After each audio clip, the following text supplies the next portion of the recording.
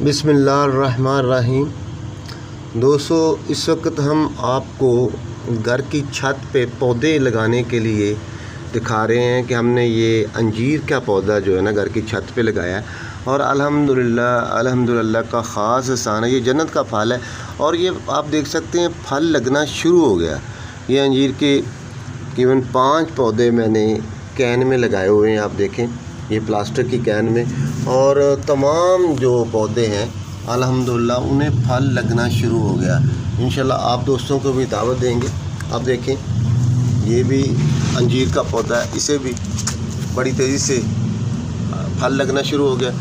इसी तरह आप दोस्तों से दरख्वास्त है कि अपने घर की छत पे आप भी अंजीर का पौधा, इसी तरह घर में खाली बाल्टी कैन या आप गमले ले सकते हैं, लगा सकते हैं। ये आप देख सकते हैं ये जो मैंने पौधा लगाया ये बेरी का है, ये सेब की तरह का बड़े बड़े मोटे बेर लगेंगे।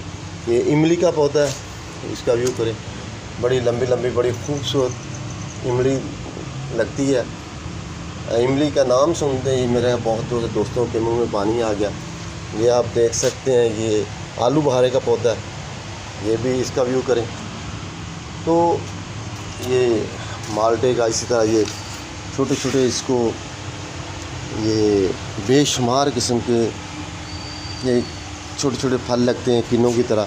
ये है नाशपाती का पौधा, ये देखें नाशपाती फल भी लगा हुआ है और ये अल्हम्दुलिल्लाह ये बड़ी तेज़ी से ये फैल रहा है। इसी तरह आप देख सकते हैं ये सारे पौधे खुश खुरम है।